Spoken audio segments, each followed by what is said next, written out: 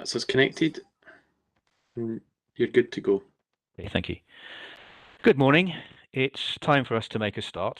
My name is Dan Jackman, and I'm the reporter appointed by Scottish ministers to carry out an examination into the planning appeal against the refusal of planning permission by Glasgow City Council for the erection of 182 flats and associated development on land between Sawmillfield Street and Farnell Street, Glasgow.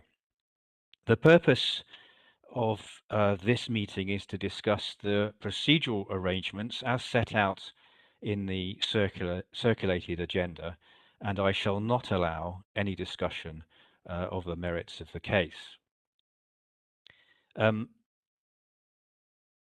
I just, as I mentioned this in the waiting room before we went live, if you're the main spokesman for the parties or intend to participate, if you can keep your video on, but mute yourself unless you want to speak.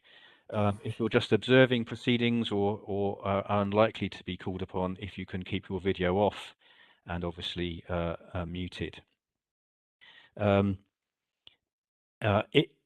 will be directing questions at the parties as I go through the agenda. If you wish to attract my attention because you wish to speak, if you can wave vigorously rather than use the hand chat box, because I'm likely to miss that. A very important person that I need to introduce is Jane Anderson. Jane is the case officer for this appeal. She's responsible for all the administrative arrangements undertaken on my behalf. Jane is through whom you should go through if you have any queries or need to contact me. As we are still working from home, that means by email. I shall be keeping a note of the key decisions that we make this morning, and I will attempt to circulate that note as soon as I can after this meeting. The note of the meeting should be treated as a procedures notice under the appeals regulations. If we can move on to item 2. In any planning appeal, there's always two main parties: the appellant, whose appeal it is, and the council, who is the planning authority, and they have various statutory obligations placed upon them. Can I ask Mr. Mitchell to introduce the appellant's team, please? Yes, morning, and thank you, sir. I'm Fraser Mitchell, a solicitor with Shoesmiths, so I'm appearing on behalf of the appellant, Hoxton Securities, Glasgow Limited.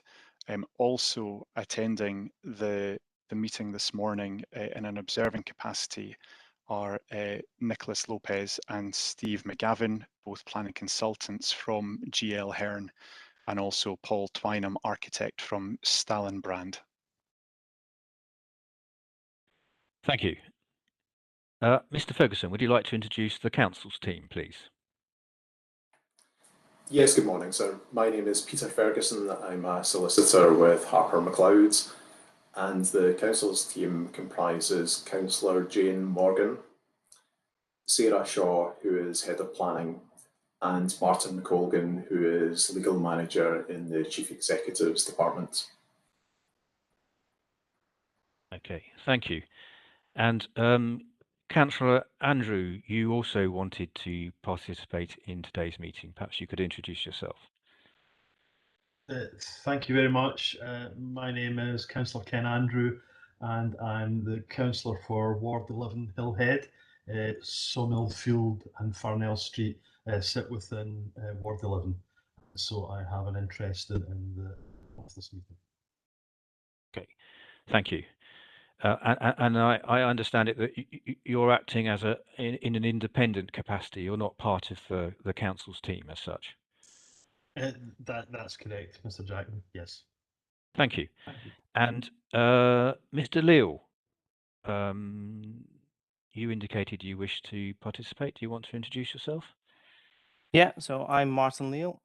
So I live at the Spears Wharf development. So I'm across the road from where the building is going to be. So I'm not part of any team or anything. Is here independently. Okay, thank you. So, Councillor Andrew and Mr. Leal, you'll notice that I direct many of my questions to the two main parties because they usually have the most to say about these kind of like procedural matters.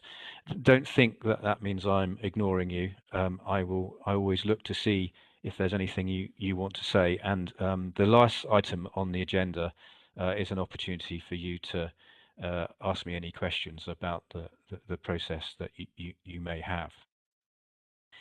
Okay, if we can now move on to item 3 on the agenda, and I gave advance notice to the appellant and councils about these procedural matters. If we can start on the first bullet point, it's DPA practice to issue a screening direction if there is not a screening opinion that we can adopt.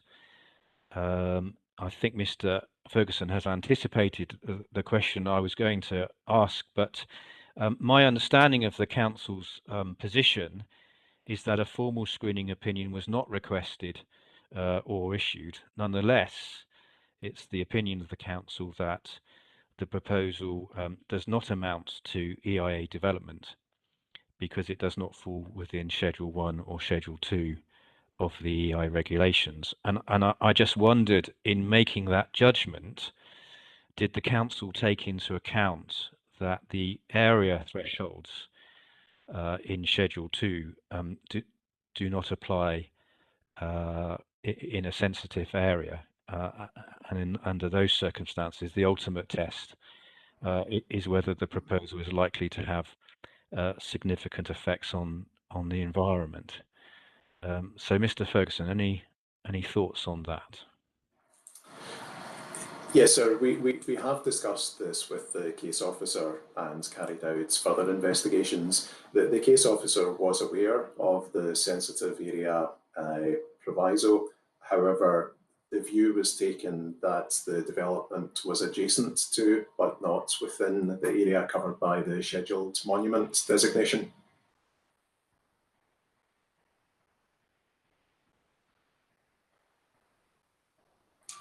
Now, we have reviewed the mapping, the HES mapping of the designation and the description of the features which are covered, and the features as described include the canal basin itself, the verges, and the towpath on the west of the west side of the canal.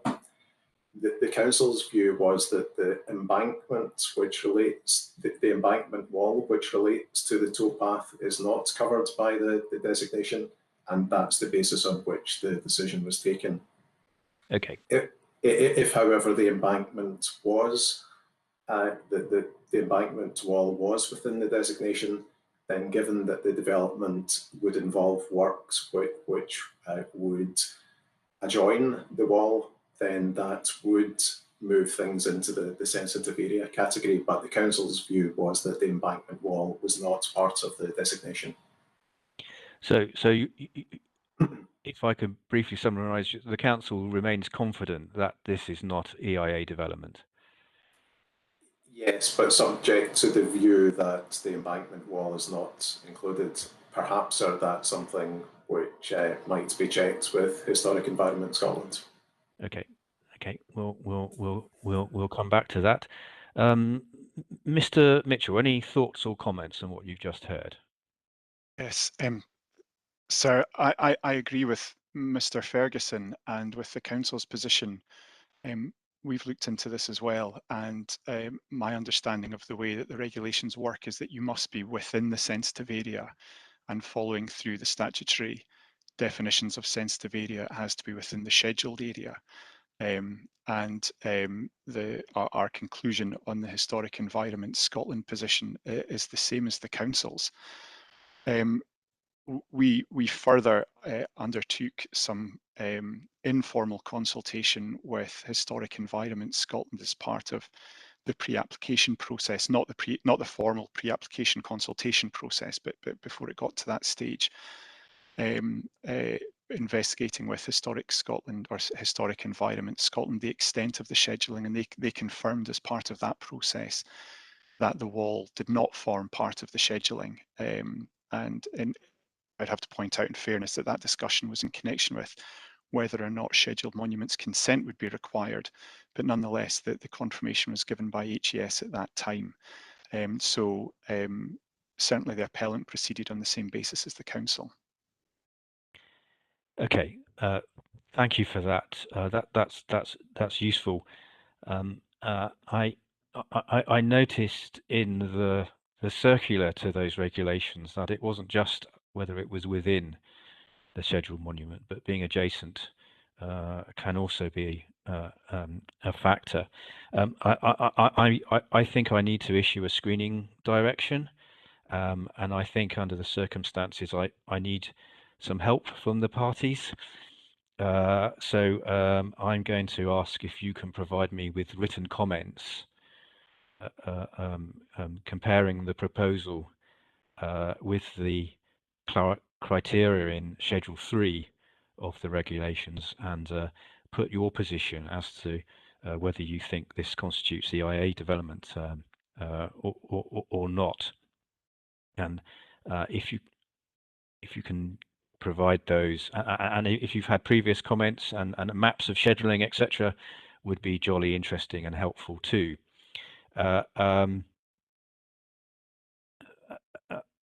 I'll give you 14 days to get back to me on that.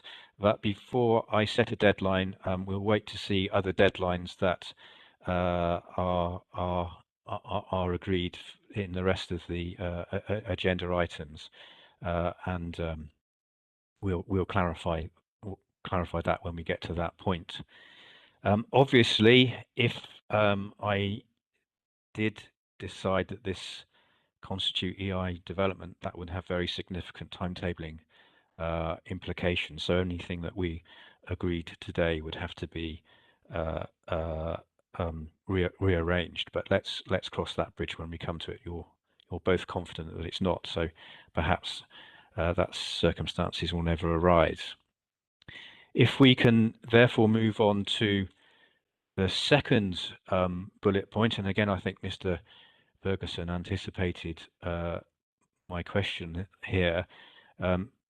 Regulation 25 and Schedule 5 of the Development Management Regulation sets out occasions where decisions cannot be made unless certain organisations are consulted on planning applications. I have to say I was a little surprised not to see a consultation response from SEPA, Historic Environment Scotland, and Scottish Canals. And I just wondered if I could ask the council, was there any particular reason those organisations were not consulted?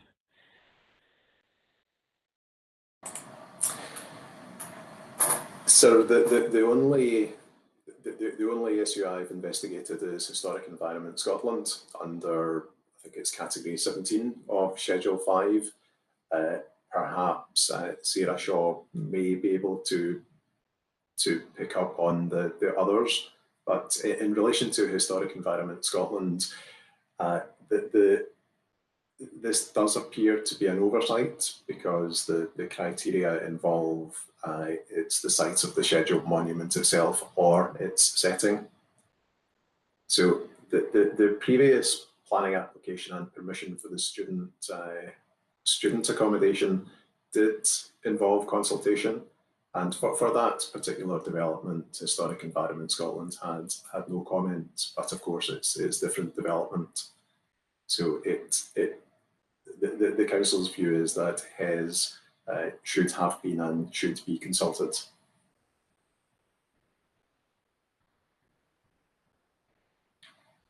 So I think you're on mute. Yeah, struggling Dear. with the control bar here. Sorry, I can't make myself appear again. But anyway, it doesn't really matter, I don't think. As far as I could see from the planning record, the SEPA was consulted, but we didn't receive a formal response. But Scottish Canals, I would normally expect that we would consult them on a development adjacent to the canal. I'd have to find out why that wasn't done in this case. It's maybe that informal discussions had already taken place or something. But yeah, I'd have to check that. Okay, thanks for that. Before I ask Mr. Mitchell for his view, would it do any harm to consult those three organisations? It would be likely for us to have a reply by the time of any hearing session, and you would be able to comment on any points that may have been made. Yeah, we could do that. SEPA, I'd have to check because obviously they've got limited consultation capacity at the moment still because of the cyber attack. So we've got a triaging sort of format for that. But I'll have to find out who would normally respond. But we could certainly make an effort to do that. Yeah. Well, I think I would get the case officer for us. We would. Oh, right. Okay. No, that's fine. Yeah. We may well want some assistance on contacts, but okay. Before I decide, Mr. Mitchell, any thoughts or comments on what you've heard? So just to say that I'm in a similar position to Mr. Ferguson, just having had a look at the position with Historic Environment Scotland, but I think the appellant accepts that these matters should be dealt with. So there would be there'd certainly be no opposition on our side to the consultation taking place. Okay, I think it would just give me comfort that we had ticked all the relevant boxes. So I will ask the case officer to carry that out, and I will set the deadlines to coincide with whatever we agree later on in the agenda, and the case officer may well be in contact with the council on appropriate contacts. I am aware that SEPA have had extreme difficulties with their cyber attack. Okay, that's all I had to discuss in item 3. If we can move on now to item 4, I set out in the agenda and Annex 1 my provisional view as to the further procedures I think I need in order to make a decision. I should just say that the fact that I've indicated a hearing session for conditions and obligations does not indicate that I've made up my mind. Planning conditions and obligations have to be considered at this point in time in the event that I was minded to allow the appeal. This is standard practice, and I completely accept that any discussions we may have would be on a without prejudice basis. So if I could start with you, Mr. Mitchell, any thoughts or comments on my suggested procedure? Thank you, sir. Probably just a couple of comments in terms of the different sessions. So I think if I can just run through each of them, that might be the easiest way of doing it. I think in terms of hearing session 1, I think a hearing certainly seems appropriate for those matters. For hearing session number 2, and I certainly don't wish to speak for the council, but having had the benefit of reviewing the council's response to the appellant's appeal statement, I do wonder, certainly as between the appellant and the council, there doesn't seem to be any real areas of dispute in connection with design matters. And I do wonder at this stage if that's something that the reporter, sorry, you sir, may consider dropping from as a hearing session.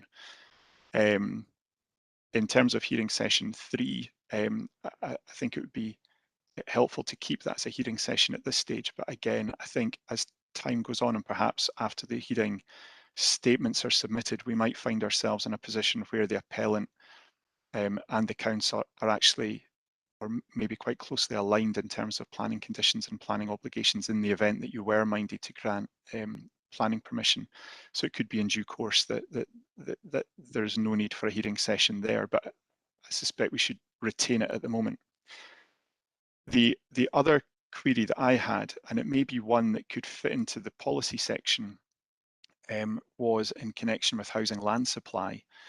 Now, I think, in fairness, part of this was triggered by the earlier agenda for the pre-examination meeting, which I understand had been issued in error, but did include a section on housing land supply, which caused us to investigate or carry out some cursory investigations in connection with that position. Now, clearly don't wish to get into the evidence on that at this stage, but I am conscious that since the appeal statement was submitted, we do now have the housing land audit for Glasgow for this year. And also there has been the case of Graham's the Family Dairy against the Scottish ministers. Now, the effect of that is that the policy position under Scottish planning policy has changed since the appeal statement was submitted as well. And it may be that there are other considerations in that context that should be canvassed in the event that, well, I think it may have an impact on the consideration and the determination of the appeal. So I think the submission on behalf of the appellants would be to request that we have a session either as part of policy matters or a separate discrete section on housing land supply.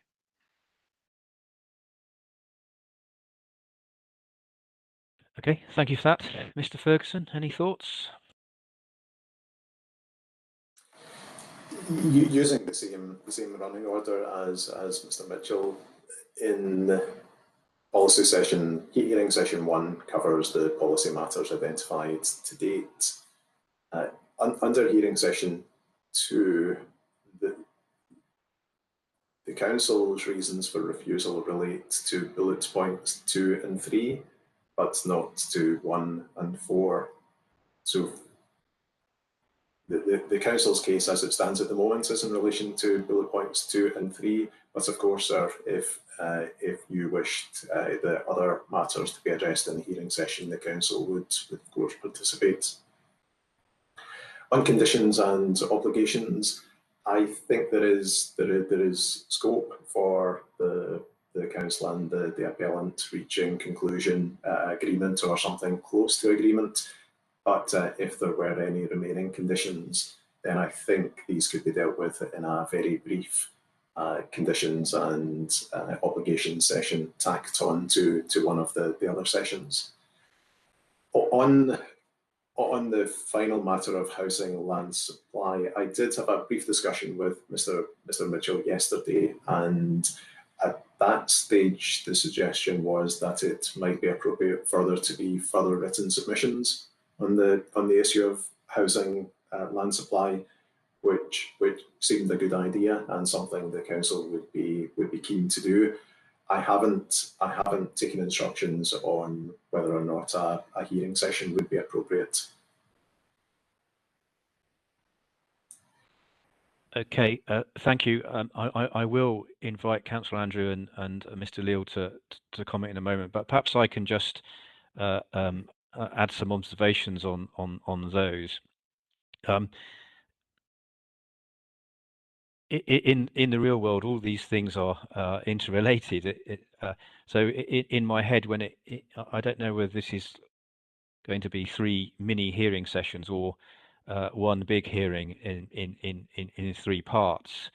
Obviously, the reason I have suggested these is that I do want the opportunity to ask questions of the main parties. There are some very extensive policies, CDP1, for example, and the associated supplementary guidance, which is in 2 parts, covers a very broad area. And I would want the opportunity, having read your hearing statements, to be able to seek both the main parties' advice as to the conclusions they wish me to draw. I think in terms of housing land supply, I think that could be dealt with under policy matters. I see that policy CDP 10 in the local development plan covers housing matters, and I'm sure parties would want to refer me to Scottish planning policy. So I think we could cover that in there. I should just reinforce I would only discuss matters that you were in dispute or I needed to clarify upon. I wouldn't be seeking presentations or anything like that. So if when I see the main parties' hearing statements, you know, it's clear there's agreement, then you know, I will run the hearing accordingly. We'll come on to dates. Oh no, well, let's deal with that later on. I do think we need a session on design matters. I appreciate the council's narrowed things down, but I still need to come to my own view on these, and I think I would appreciate the party's contribution on those important matters, which I'll have to address because I have to address those points that were made in other representations. And it may well be, and in fact normally is, that the planning obligations and condition session could be dealt with in very short measure. And I would encourage the appellant and council, you know, if you can agree a common position, then please do that. That will avoid us spending time on matters that aren't really in dispute. I would just add that if you're asking me to agree a financial contribution, someone's going to have to explain how that number was generated, and to explain how the various conditions and obligations you come up with comply with the respective circulars, which you'll all be familiar with. Right, Councillor sorry, I'll just take your response, Mr. Mitchell, and then I'll go on to Councillor Andrew. Yeah, and sorry to interrupt, sir. It was just to actually confirm what Mr. Ferguson said, and actually, it sounds like you are going to potentially fit in the housing land supply piece into the first hearing session topic, but I think, sorry, just to in fairness to Mr. Ferguson, that was the terms of the discussion that we had yesterday, was further procedure, potentially by way of written submissions, we'd adequately deal with housing land supply. I appreciate you will want to take a view on that to see whether there's dispute between the parties on it, and whether any further procedure on top of that is required. But I just wanted to make that clear, that Mr. Ferguson's recollection was a lot better than mine of our conversation yesterday. Okay, if you included housing land supply in your hearing statement for session 1, then I could take a view as to whether we need to discuss it any further. Thank you. Oh, Mr. Ferguson, I'll just wrap up the main parties, and I'll come to Councillor Andrew and Mr. Leal. So, Mr. Ferguson, quick. Thank you, sir. I just wanted to check whether Mr. Mitchell anticipated the discussion being on the interpretation and application of policy in light of the audits which he referred to, as opposed to fresh evidence being led on the appellant's numbers, perhaps contesting the audit. If it's simply application of existing materials, then that would fit naturally in the policy session. Right. Well, what I suggest is that after this meeting, that you know, the two main parties have a separate discussion. That would be and I would encourage you to do that. Let's focus on the areas that are genuinely in dispute, and if you want to outside this meeting explore that areas, then you can do that. What I would be expecting is that you would submit a hearing statement, either a single hearing statement split up into 3 parts, or 3 separate hearing statements, and you would obviously have a chance to see each other's 4 weeks before the hearing itself. And I would then formulate my agenda, and I would be focusing on areas of dispute. So, Mr. Ferguson, if I can leave you to discuss that with Mr. Mitchell, but it is really helpful from my point of view if parties do focus on the areas that are are in dispute and necessary for me to make my decision. Councillor Andrew, any thoughts or comments on my suggested procedure? As something of an innocent abroad in this process, I'm happy to be advised by yourself as to the appropriateness of how we take this forward. I'm a member of the Planning Applications Committee, but recused myself from this application, so I'm here effectively to represent my constituents. So as long as you feel that I'm acting appropriately, I'm happy to be guided by yourself. Okay, thank you. Mr. Leal, any thoughts or comments you want to make? So I guess I'm probably similar to Ken in that part. And so for me, so I have queries around exactly how they came to the conclusion of some of the numbers, and I'm not entirely sure where that fits into the buckets. I guess that's maybe a design matter, so I can't see where it would be excluded.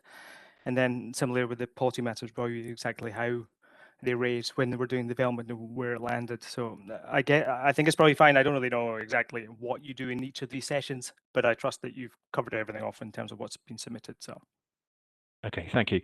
So what I would just say to Councillor Andrew and Mr. Leal at the moment, a planning appeal hearing is not the same thing as a hearing that is taken at a council planning committee. At a council planning committee, a hearing often is that the committee just literally hears representations from parties. In a planning appeal hearing, the parties prepare a hearing statement in advance, and I have an opportunity, as everyone else does, to see those, and then I prepare an agenda based on those, and I direct questions at the parties. So in a planning appeal hearing, really, it's for my benefit, and I am asking the parties in order to help me understand their positions and where they disagree, why. And if there's any other, and what I might do, if you think this is helpful, I'll get the case officer to send you some webcast links of planning appeal hearings. So if you've got the time and the interest, you can watch previous examples of planning hearings, and you'll get a feel for how they work. But they're not the same as things which have the same name for planning committees. Okay, well I think there's almost agreement there, and so I might just tweak the matters for hearing session 1 to make it clear that would cover housing land supply within the context of the local development plan and SPP. I think I want to carry on with the design matters as I set out, and should it be the case that from the hearing statements there's no dispute, then I'm unlikely to be asking any questions, and we won't need to worry about that matter. And it sounds very much as if the planning obligations and condition session could be resolved in short measure. But I would like to see your workings, particularly if you're asking me to sign off a financial contribution. So I take that that's all been resolved. Can we now move on to item 5, dates and formats? I'm strongly in favour of a virtual format for a hearing session. I think the hearing format works virtually, and it's significantly easier to organise. I sent out dates in advance. Mr. Mitchell deftly parried me on one of the dates I'd offered. Can I come back and say, would 14th and 15th of October work for you, Mr. Mitchell? If I can just check, I think they would, I think, work for me. Yeah, and that, if I can, I think we have an issue with one of our team in terms of the week commencing the 11th, but it may be that someone else can will perform the role of witness. So could I say a provisional yes, that would suit? Okay, I mean, I think I'm being possibly excessively cautious to allocate 2 days for this. I'm increasingly assured by the comments that both the main parties are making that this could easily be something that could completed in a day. Would there be a particular day? I'll come back to Mr. Ferguson in a minute. Would there be a particular day which is easier for you, Mr. Mitchell? I suspect, or is it that week that is the problem? I think it was the week that may have been the problem. But I think in terms of a day, probably the 15th would be preferable out of the 14th or the 15th. But okay, that's marginal. Okay, right.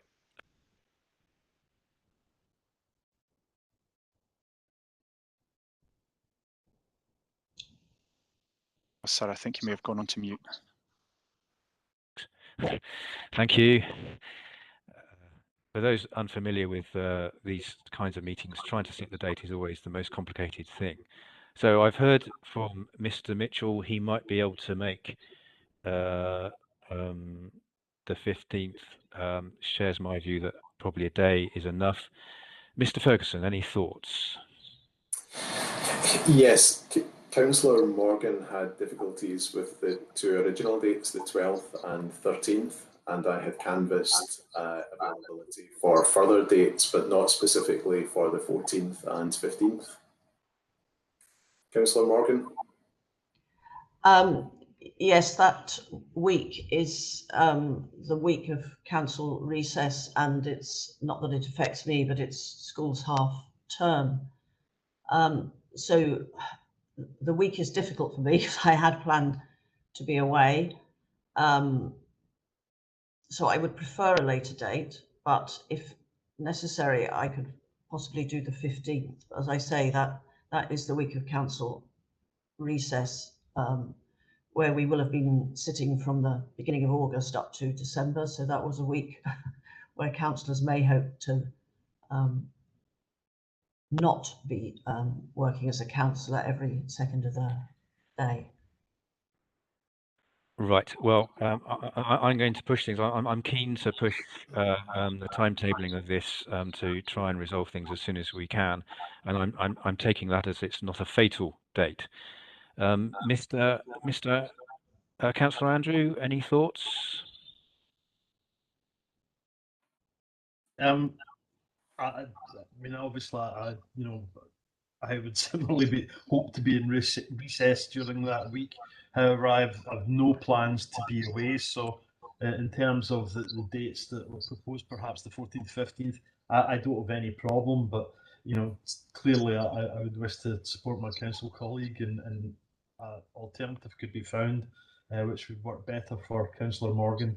I'd be happy to support that.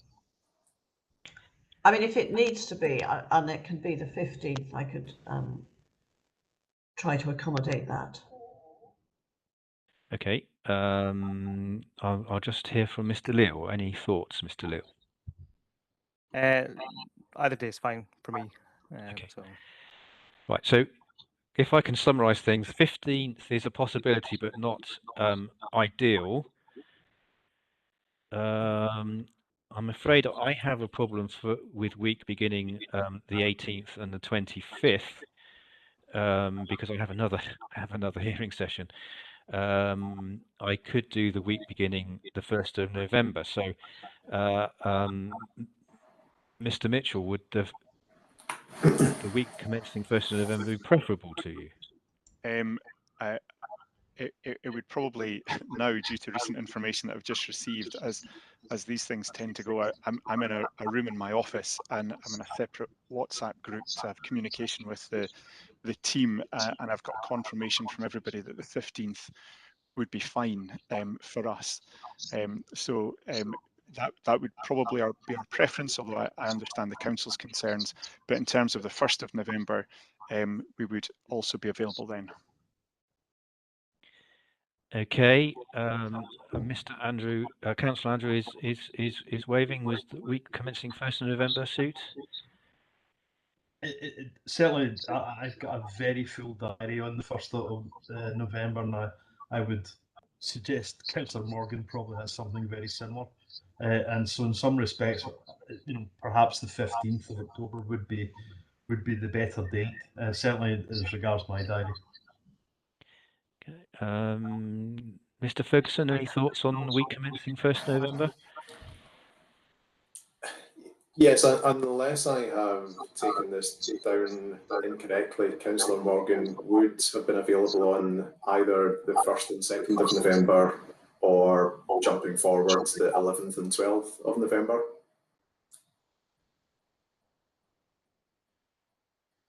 Councillor Morgan?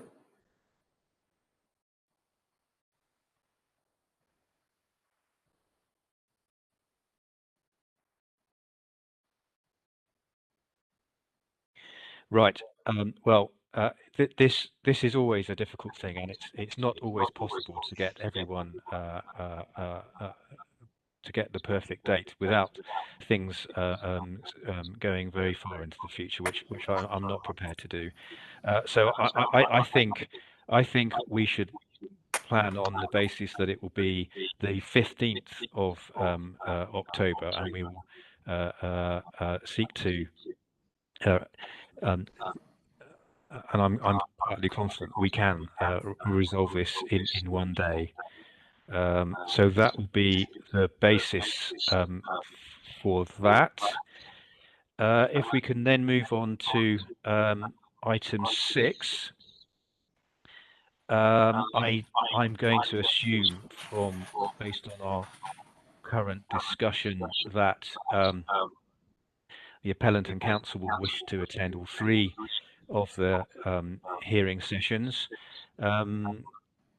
Councillor Andrew and Mr. Leal, any thoughts on your participation? Start with Councillor Andrew. Thank you. Yes, I think I'd be quite happy to attend all 3 sessions. Okay. Where Mr. Leal? Yeah, I'd be happy to attend. All 3. Okay. Okay, thanks. Right.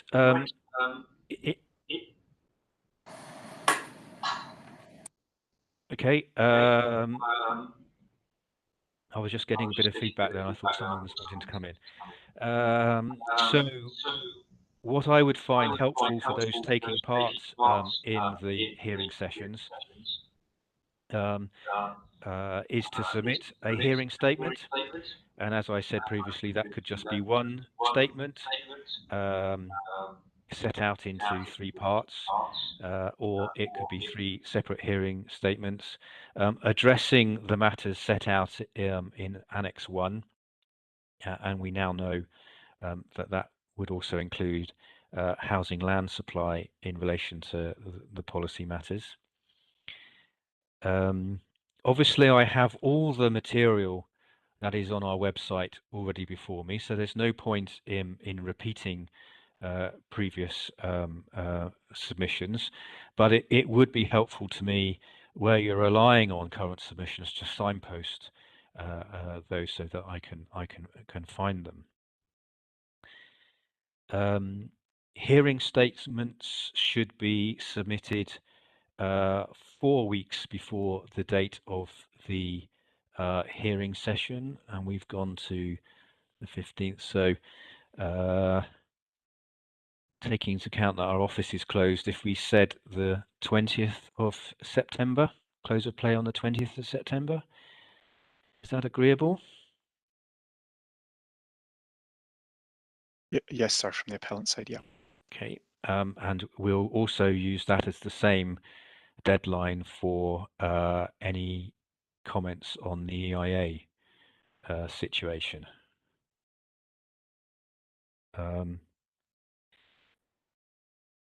I appreciate that the council and appellant will be familiar with the planning jargon, but for Councillor Andrew and Mr. Leal, we separate the hearing statement and what we call planning documents.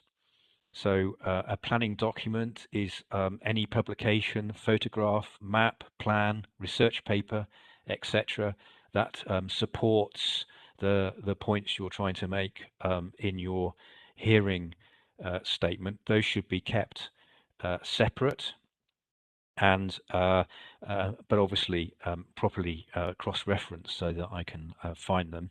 As I said before, I'm not looking for any additional documents. I have extensive material before me, but if there is anything that you wish to rely upon, that should be included as a document which is submitted at the same time with your hearing statement.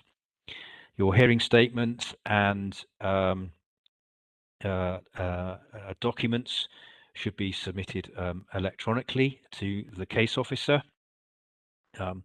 It would be wise to contact the case officer in advance of that deadline to agree the details of how that will actually take place. The DPA uses a Windows 10 system, so avoid any strange formats that would not be compatible with that. Typically, it would be a Word or PDF file format. If by some chance you wish to submit very large files, perhaps a photograph, again, liaise with the case officer as to how that is best submitted and circulated. If you wish to rely on any photographs, plans, maps, drawings, where it's necessary for me to see in detail, either, i.e. I couldn't sensibly interpret it from a computer screen, then that should also be in hard copy. Please avoid using web links in your hearing statements or documents. The problem with web links is one day they die, and sometimes that can cause arguments about what is precisely submitted to me. So that means that if you can have your, if the council and the appellant can have their comments on the EIA to me by the close of play on the 20th of September, if everyone else can have their hearing statements and documents to me by the 20th of September, I will use my best endeavours to circulate agendas for those hearing sessions on the 27th of September, and the hearing session itself will take place on the 15th. And since you're all attending, then effectively we'll just run them all three together with suitable links. And as I said to Councillor Andrew and Mr. Leal, I will get the case officer to send you links so you can see what a planning appeal hearing looks like. Before I move on, any points that we need to discuss on those procedural arrangements? Mr. Ferguson. Yes, sir. It sounds as though one day should be sufficient to deal with all three matters, but I just wanted to flag up that if we were to overrun, I couldn't do anything in the following week. I have a 5-day public inquiry starting on the 18th. But it sounds as though that's maybe academic. Yes. It would be very obvious during the 15th if we weren't going to finish during that day, and if that was the case, then obviously I would have to make arrangements to rearrange date. But I'm quietly confident that is likely to be unnecessary. So let us travel hopefully on the basis that it can be resolved in a day. We would normally start at 10, and you know, I would chair the hearing sessions, and we would try and finish 4:35. And if we could do that sooner, than the better. There would be appropriate breaks during the day for lunch and comfort breaks, etc. Okay, Mr. Mitchell. Sir, the only thing that I was going to raise, and I suspect time actually may be against us, was just, and it's really a question rather than a request, but whether there'd be any merit for you in rebuttal statements. I suspect if the answer may be if the time horizon was slightly greater than the one that we have at the moment, but just in case it would assist to have a further week built in for rebuttal statements on the appeal statements and then the agenda coming out after that. I don't think a rebuttal is going to be necessary in a hearing session, so it would be for you to set out your case, and the council would set out their case, and obviously Councillor Andrew and Mr. Leal, you know, you would only rebut if there were disputes, and that's my job, to go through the hearing statements and find out what I need to know to make the decision. So if that's all the procedural matters on item 6, if we can move on to item 7, I would find helpful for parties to make closing statements after the hearing session had finished, just to wrap up all the points that were discussed and setting out their final positions. It's not compulsory, but I have found that helpful, and we can discuss the timetable for that before I close the hearing session on the 15th. Any comments we need to make on item 7? Okay, if we can then move on to item 8. Are there any other matters or queries that we need to discuss this morning? Mr. Ferguson? No, sir, there's nothing further from the council. Mr. Mitchell? Nothing further from the appellant either, sir. Thank you. Councillor Andrew? No, I think I'm happy. Thank you. Okey-doke. Mr. Leal? No, nothing from me. Splendid. Happy parties. I love it.